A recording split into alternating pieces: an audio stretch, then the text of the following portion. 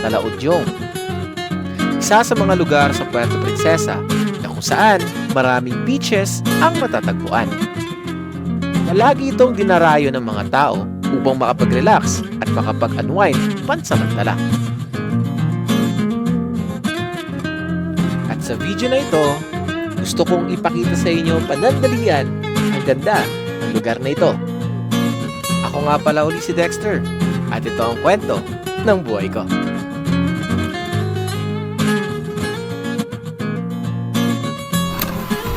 November 11, 2023, nung nag-decide kaming magbabarkada na pumunta ng Talaudyong. At this moment, hindi ko talaga akalain na matutuloy kami dahil na rin sa mga attempts na ginawa namin dati. And at this point, nag-stop over kami sa Golden Hour Cafe. Actually, this is my first time na pumunta dito dahil to be honest, bibihira lang ako lumabas ng bahay. And syempre, hindi ko rin pinalampas yung pagkakataon para paliparin ang aking drone.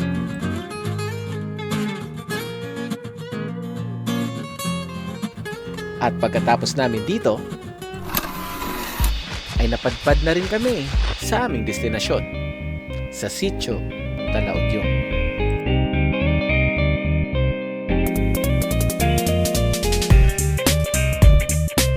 Nagpahinga muna kami sa pwesto namin, habang yung iba nagpe-prepare ng makakain namin mamaya. So syempre as usual, pinalipad ko ulit yung drone ko to take some shots like this.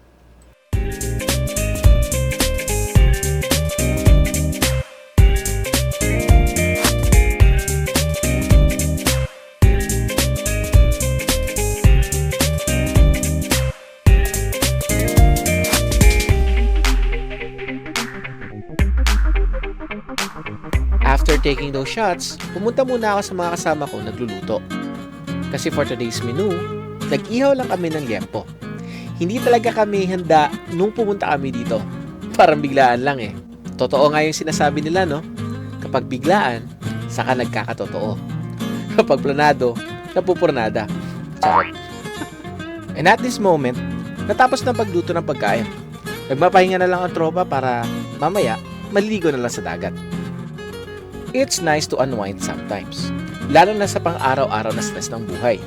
Kaya good thing na isipan naming mag-beach, well, makatakas man lang pansamantala. During our stay pala dito, meron nagti-team building. I forgot kung anong company ito pero it's a nice idea na mag-team building sa beach. Well, baka naman. And yes, as you suspected, bago ako maligo, nagpalipad muli ako ng drone. Yun naman talaga ang main purpose ko sa beach eh.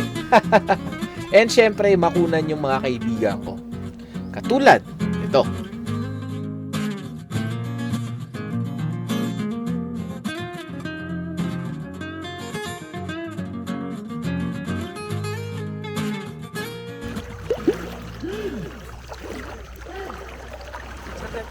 Ha?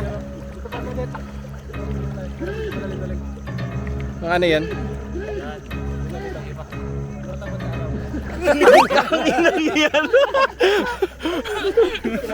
Gagi mga buisit kayo. May butas pala doon. Tangina. Wakas na drawingan na natin. Tangina, lalim na pala dito. Uy, gago. Matagatan yan. Mahirap na. After a while, dumiretso na kami sa pwesto namin para magpahinga at magpatuyo. Kita mo yan? Nagsisimula na naman sila sa cellphone nila. And at this point, hindi na ako nakapag-video ng maayos. Kaya ito na lang, for now.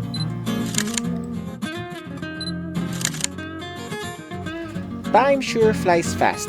And the moment na malingat ka lang sa oras, pahapon na pala. Dito, meron pa kaming last activity. Ito ay yung mag-fishing daw kami. May isa kasi akong kasama may dalang pamingwit eh.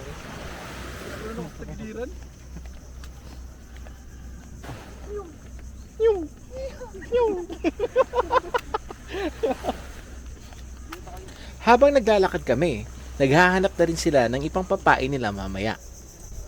So nagtataka kayo bakit sila lang. Hindi kasi ako marunong mamingwit. Kaya ako na lang bahala sa mga shots namin dito. Well, at least may ambag. Andito na rin kami sa area na ito.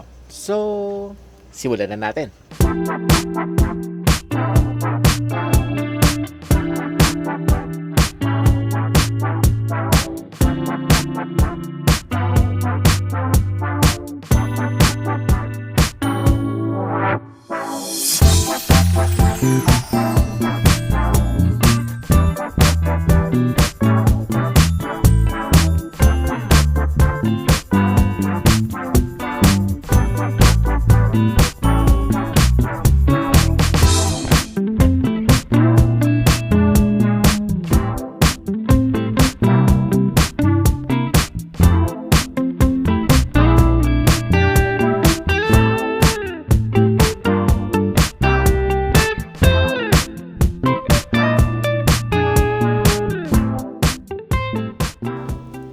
Grabing init. Yun lang masasabi ko sa panahon ngayon. Hindi na nga ako pumunta sa may dagat kung saan sila namimingwit. Kaya naisipan ko na lang maghintay dito malapit sa may dilim. Picture-picture, magmuni-muni. Pero ito talaga ang tanong. May mahuli kaya to sila mamaya? Okay guys, may isa na pong pasuko. Si Bong. Napatat silang huli oh. Aruy. Ay, zoom na. Kami na lang dalawa ni Ryan yung natira dito. Hindi na namin kaya eh. Pag ito tinamad na to mamaya sila, makakabalik na rin. Hindi, kakaplay ko lang. Safe. Gano'n ba kalaki na huli mo kanina? Puta yan, sayang. And ayun nga, at the end of the day, wala rin sila nahuli.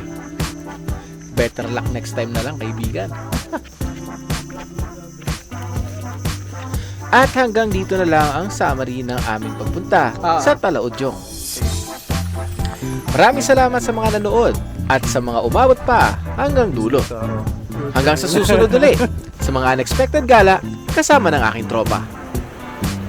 Ako nga pala uli si Dexter. Goodbye and see you next time. Oh, I missed that part. Bye-bye!